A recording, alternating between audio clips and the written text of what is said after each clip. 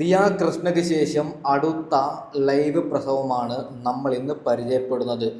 വീണ മുകുന്ദൻ എന്ന് പറയുന്ന ഒരു സ്ത്രീയാണ് പ്രസവ വീഡിയോ ലൈവായി യൂട്യൂബ് ചാനലിൽ അപ്ലോഡ് ചെയ്തത്.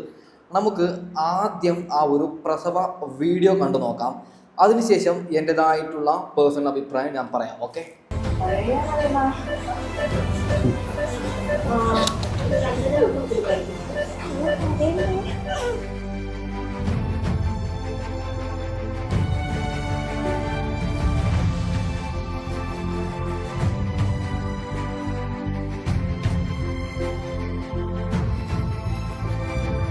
ഇത് വലിയൊരു പ്രശ്നമാണെന്നാണ് എൻ്റെ പേഴ്സണൽ അഭിപ്രായം. ദിയ കൃഷ്ണ പ്രസവ വീഡിയോ ലൈവായി അപ്ലോഡ് ചെയ്തതുകൊണ്ട് അതിന് കിട്ടിയത് മില്യൺ കണക്കിന് വ്യൂസാണ്. ഇന്ത്യ മുഴുവനും കണ്ടു, ആഫ്രിക്കക്കാർ കണ്ടു. അങ്ങനെ ലോകം മൊത്തത്തിൽ ദിയ കൃഷ്ണയുടെ ഡെലിവറി വീഡിയോ കാണുമ്പോൾ നിലവിലെ പെൺകുട്ടികൾ വിചാരിക്കുന്നത് ഞങ്ങൾ പ്രസവിക്കുമ്പോൾ അതിനെ വീഡിയോ ഷൂട്ട് ചെയ്ത് ഇട്ട് കഴിഞ്ഞാൽ യൂട്യൂബിൽ ഞങ്ങൾ വൈറലാവും. അങ്ങനെയാണ് ചില പെണ്ണുങ്ങളുടെ വിചാരം. ദിയ കൃഷ്ണയെ കണ്ടുകൊണ്ട് ഈ പറയുന്ന വീണ മുകുന്ദൻ എന്ന് പറയുന്ന സ്ത്രീയും കൂടി പ്രസവ വീഡിയോ ലൈവായി അപ്ലോഡ് ചെയ്യുകയാണ്. പ്രസവ വീഡിയോ ഇട്ടതിന് ശേഷം എന്താണ് വീണ മുകുന്ദന് പറയാനുള്ളത്, നമുക്ക് അത് ജസ്റ്റ് ഒന്ന് കേട്ട് നോക്കാം. അങ്ങനെ കുഞ്ഞിനെ കാണിച്ച് പുറത്തേക്ക് കൊണ്ടുപോയി. പിന്നെ എൻ്റെ ഈ സ്റ്റിച്ചെല്ലാം തിരിച്ചവർ കറക്റ്റ് ചെയ്തു, സ്റ്റിച്ചൊക്കെ ഇട്ട് കറക്റ്റ് ചെയ്ത് തന്നു. അതിനുശേഷം നമ്മളെ പോസ്റ്റ് ഓപ്പറേറ്റീവ് തിയേറ്ററിലേക്ക് കൊണ്ടുപോയി. കാലം പോയ പോക്കെ എന്ത് ക്ലിയർ ആയിട്ടാണ് പറയുന്നത്. സ്റ്റിച്ച് മറ്റത് മറിച്ചത് എന്താണ് ഇതൊക്കെ ഹൈഡ് ചെയ്ത് വെക്കേണ്ട കാര്യങ്ങളല്ലേ. പ്രസവ വീഡിയോ ഇട്ട് കഴിഞ്ഞു, ലോകം മൊത്തം ഇവരുടെ പ്രസവ വീഡിയോ കണ്ടു. അതിനുശേഷം പറയുകയാണ് സ്റ്റിച്ച് കാര്യങ്ങളൊക്കെ. ഇതൊക്കെ എന്താണ്, ഇതിലൊക്കെ എന്ത് മെസ്സേജാണ് സമൂഹത്തിന് കിട്ടുന്നത്? ദിയ കൃഷ്ണ പ്രസവ വീഡിയോ അപ്ലോഡ് ചെയ്തപ്പോൾ ഞാൻ പേഴ്സണലി സപ്പോർട്ട് കൊടുത്തു. അതായത് ആദ്യമാണ് ലോകത്ത് ഇങ്ങനെ ഒരു പ്രസവ വീഡിയോ വരുന്നത് എന്ന് പറഞ്ഞിട്ടാണ് ഞാൻ സപ്പോർട്ട് കൊടുത്തത്. നിലവിൽ എല്ലാവരും ഇതിനെ ഇങ്ങനെ പ്രസവ വീഡിയോ അപ്ലോഡ് ചെയ്ത് കഴിഞ്ഞാൽ എന്താവും അവസ്ഥ? ഓക്കെ, ബാക്കി കൂടി കേട്ട് നോക്കാം. 2-3 മണിക്കൂർ അവിടെ ഒബ്സർവേഷൻ വെച്ചതിന് ശേഷം ഞാൻ എടുത്ത റൂമിൻ്റെ പ്രത്യേകത എന്ന് പറയുന്നത് ആ റൂമിലേക്ക് അന്നത്തെ ദിവസം നമ്മളെ തിരിച്ചു കൊണ്ടുവരുമായിരുന്നു.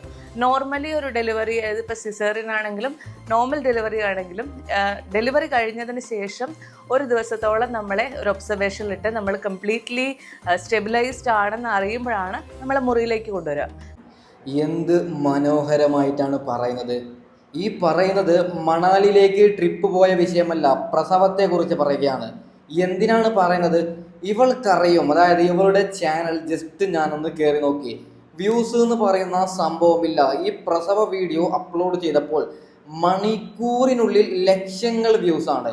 ഇവർക്കെല്ലാവർക്കും അറിയും ഞങ്ങളുടെ സ്വകാര്യ ഭാഗങ്ങൾ കാണിച്ചുകൊണ്ട് പ്രസവ വീഡിയോ എന്ന് ഹെഡിങ് വെച്ച് കഴിഞ്ഞാൽ ഇത് കാണുന്നത് മില്യൺ കണക്കിന് ആൾക്കാരാണ്. അതിനുവേണ്ടി വൈറലാവാൻ വേണ്ടി എന്ത് നിറകേട് വേണമെങ്കിലും കാണിക്കും. ഞാൻ അതുവരെ കുറച്ച് മണിക്കൂറുകൾ മുന്നേ വരെ എനിക്ക് ആത്മവിശ്വാസം തന്നുവിട്ട നഴ്സുമാരെ കാണുന്നു. ഇങ്ങനെ ഓരോരുത്തരുടെ അടുത്തേക്ക് എന്നെ സ്ട്രെച്ചറിൽ കൊണ്ടുവരുമ്പോൾ എനിക്ക് കരച്ചിൽ നിർത്താൻ പറ്റുന്നുണ്ടായിരുന്നില്ല. എനിക്ക് അവരെയൊക്കെ കാണുമ്പോൾ സന്തോഷം കൊണ്ടുള്ള കരച്ചിലായിരുന്നു. അങ്ങനെ ഞാൻ തിരിച്ച് റൂമിലേക്ക് വന്നു കഴിയുമ്പോൾ ഞാൻ തന്നെയല്ല, എനിക്ക് ഒരു കുട്ടി പുറത്തു വന്നു. അതിൻ്റെ ഒപ്പം എന്നെ സ്നേഹിച്ച, എനിക്ക് വേണ്ടി കരുതലോടെ നോക്കിയിരുന്ന എല്ലാവരും എൻ്റെ ചുറ്റിനും നിൽക്കുന്നു. ആ ഒരു അവസ്ഥ എന്ന് പറയുന്നത് സത്യം പറഞ്ഞാൽ ഇത് കേൾക്കുമ്പോൾ എനിക്ക് പേഴ്സണലി പുച്ഛമാണ് തോന്നുന്നത്. ലോകത്ത് ഇതുവരെയും ആരും പ്രസവിച്ചിട്ടില്ലേ? ഇവർ പറയുകയാണ് എല്ലാവരെയും കാണുമ്പോൾ എനിക്ക് ഹാപ്പി അങ്ങനെയൊക്കെ. അതായത് ഒരു കാര്യം ഞാൻ പറയുകയാണ്, ഈ വീണ മുകുന്ദൻ വിവാഹം കഴിച്ചത് 40-ാം വയസ്സിലാണ്. ഓക്കെ, അതായത് ഞാൻ അങ്ങനെ പറയാൻ കാരണം 40-ാം വയസ്സിൽ വിവാഹം കഴിക്കുന്നു, 41-ാം വയസ്സിൽ കുട്ടി ജനിക്കുന്നു, അതിനെ വലിയൊരു സംഭവമാക്കി പറയുന്നു. ഇവിടെ 20 വയസ്സിൽ പാവം ചെറിയ പെൺകുട്ടികൾ പ്രസവിക്കുന്നു, അതിനൊക്കെ ആരും ഒന്നും പറയലില്ല. ഇവൾക്കിത് വലിയ എന്തോ ഒരു സംഭവം. ലോകത്ത് ആരും പ്രസവിക്കുന്നില്ലേ? സ്വന്തം ശരീരത്തെ വിറ്റ് ജീവിക്കുന്നു. ഞാൻ അങ്ങനെ തന്നെ പറയുകയാണ്. ഒരിക്കലും ഈ ഒരു പ്രസവ വീഡിയോക്ക് ഞാൻ ഒരിക്കലും സപ്പോർട്ട് കൊടുക്കുന്നില്ല. ഓക്കെ, ഇത് എൻ്റെതായിട്ടുള്ള പേഴ്സണൽ അഭിപ്രായമാണ്. ഞാൻ അതുവരെ കുറച്ച് മണിക്കൂറുകൾ മുന്നേ വരെ എനിക്ക് ആത്മവിശ്വാസം തന്നുവിട്ട നഴ്സുമാരെ കാണുന്നു. ഇങ്ങനെ ഓരോരുത്തരുടെ അടുത്തേക്ക് എന്നെ സ്ട്രെച്ചറിൽ കൊണ്ടുവരുമ്പോൾ നമുക്കിനി എന്ത് വേദന ഉണ്ടെന്ന് പറഞ്ഞാലും എല്ലാവരും നമ്മളെ കൺഗ്രാജുലേറ്റ് ചെയ്തും നമുക്കൊരു ഹെൽത്തി ബേബി ഉണ്ടായതിനെ കുറിച്ച് പറഞ്ഞും സ്വീറ്റ്സ് ഒക്കെ ഡിസ്ട്രിബ്യൂട്ട് ചെയ്തും ഒക്കെ എല്ലാവരും നിൽക്കുന്ന കാണുമ്പോൾ നമ്മുടെ മനസ്സിൽ ഒരു വേദനയും ഇല്ല, ഒന്നുമില്ല. നമ്മൾ ഭയങ്കര ഹാപ്പിയാണ്. ഞാൻ സത്യത്തിൽ ഒരു ക്ലൗഡ് 9 അവസ്ഥയായിരുന്നു. ഇവിടെ പറയുകയാണ് ഭയങ്കര ഹാപ്പിയാണ്. എനിക്ക് പേഴ്സണലി നല്ലോണം ഹാപ്പിയായി. ആർക്കാണ് ഹാപ്പി ആവാത്തത്? എനിക്ക് ഇവരോട് പറയാനുള്ളത്, നിങ്ങൾ പ്രസവിച്ച എല്ലാ അമ്മമാരോടും ചോദിക്കണം. എല്ലാവരും പറയും പ്രസവിച്ച് കഴിഞ്ഞതിന് ശേഷം പിഞ്ചോമന പൈതലിനെ കാണുമ്പോൾ ഞങ്ങൾക്ക് ഹാപ്പി എന്നാണ് എല്ലാവരും പറയുന്നത്. നിനക്ക് മാത്രമല്ല ഈ ഒരു ഹാപ്പിനെസ് കിട്ടുന്നത്. ഓക്കെ, ഒരു ലെങ്ത് ആയിട്ടുള്ള പ്രസവ വീഡിയോ ആണ് ഇനി നിങ്ങൾ കാണാൻ പോകുന്നത്. ശ്രദ്ധിച്ച് കണ്ടോളൂ. ഓക്കെ, ഞാൻ അങ്ങനെ തന്നെ പറയുകയാണ്. എന്റെ ദൈവമേ, കരഞ്ഞ് തകർത്തവിടെ. ഞാനാണ് ആ ബേബീനെ പുറത്തെടുത്ത ആള്. കണ്ടോ ബേബീനെ? കണ്ടോ?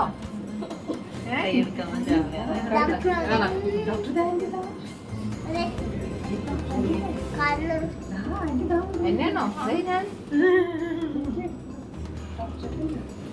ഇഷ്ടപ്പെട്ട ബേബീനെ?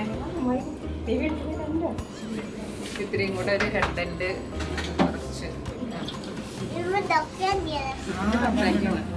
പേരെന്താ? കാമ്യ. കുട്ടികളാണല്ലോ കേട്ടോ.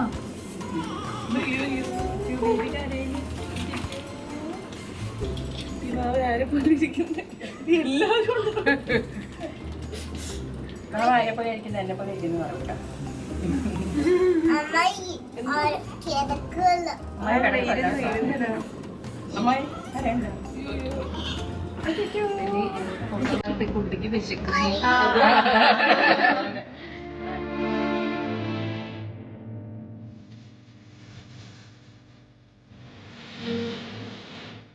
കണ്ടല്ലോ നിങ്ങൾ, കുഞ്ഞിനെ കാണിക്കുന്നു, ആഘോഷമാണ്, നല്ല കാര്യമാണ്.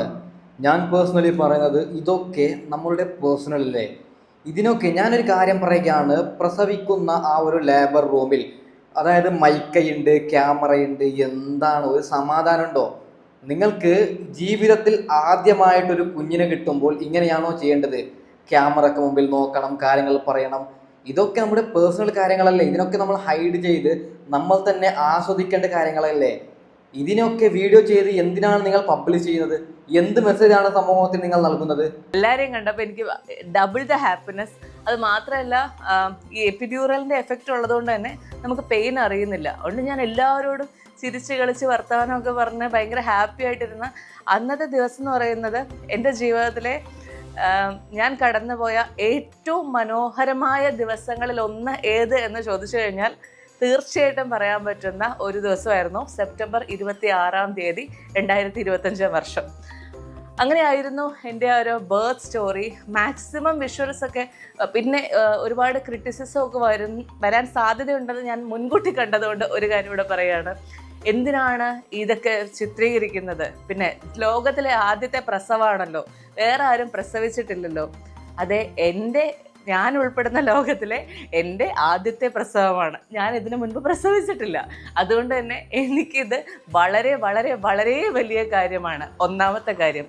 2 എന്ന് പറയുന്നത്, എല്ലാവർക്കും ഒരുപക്ഷെ ഇത് നമുക്ക് പിക്ചറൈസ് ചെയ്തെടുക്കാനുള്ള സാധ്യതകൾ ഉണ്ടാകണമെന്നില്ല.